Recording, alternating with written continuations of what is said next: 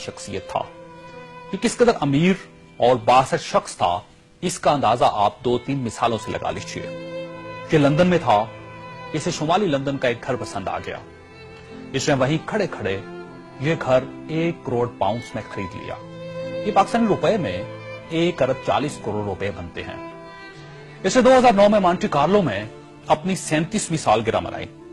یہ دنیا کی مہنگی ترین سالگرہ تھی, جس میں روس کے المونیم ٹائکون اولیگ ڈیریپاسکا, سونے کی کانوں کے مالک پیٹر منک اور مناکو کے شہزادے البرٹ سمیت دنیا بھر کی مشہور شخصیات نے شرکت کی. یہ پینٹنگ خریدنے کا شوقین تھا. اس کے پاس اربوں ڈالر کے شاہپارے تھے اور یہ تمام شاہپارے اس کے محلات میں لگے تھے. اسے 2006 میں اسرائیلی اداکارہ اورلی وینسمین اچھی لگ گئی تو اس نے اس کے گرد دولت کے انبار لگا دیے.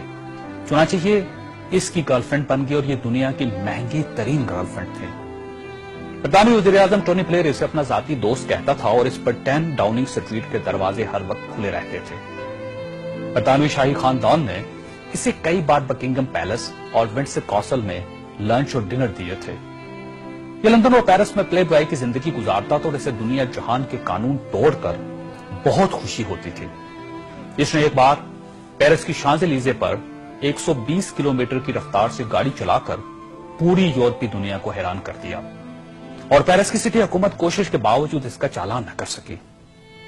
یہ لیبیا کی انویسٹمنٹ اتھارٹی کا سربراہ بھی تھا اور یہ اتھارٹی دنیا کے کسی بھی ملک میں کسی بھی وقت $10 بلین تک کی سرمایہ کاری کر سکتی تھی اور یہ ایک بہت بڑا استحقاق تھا.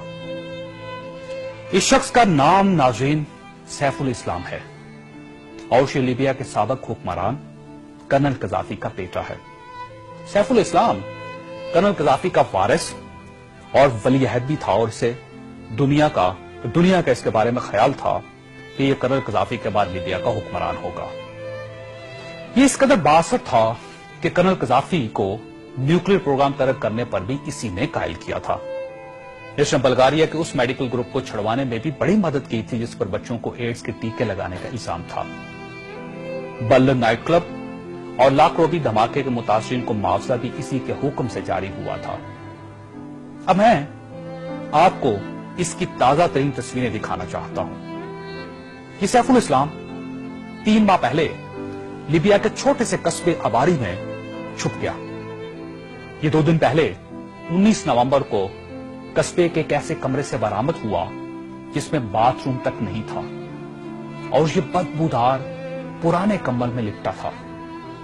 اس کی انگلیوں پر پلستر چڑھا ہوا تھا اور یہ پلستر بھی اس نے خود چڑھایا تھا کیونکہ اسے ڈاکٹر تک کی سہولت حاصل نہیں تھی.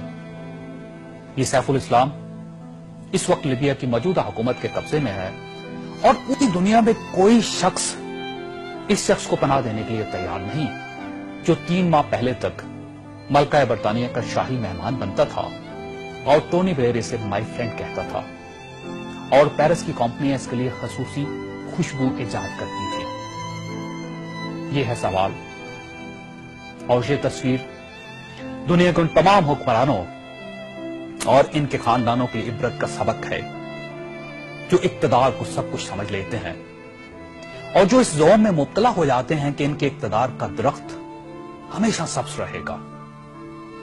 یہ تصویر دنیا بھر کے حکمرانوں سے چیخ چیخ کر کہہ رہی ہے کہ جو حکمران عوام کا اعتماد کھو دیتے ہیں ان کا یہ انجام ہوتا ہے.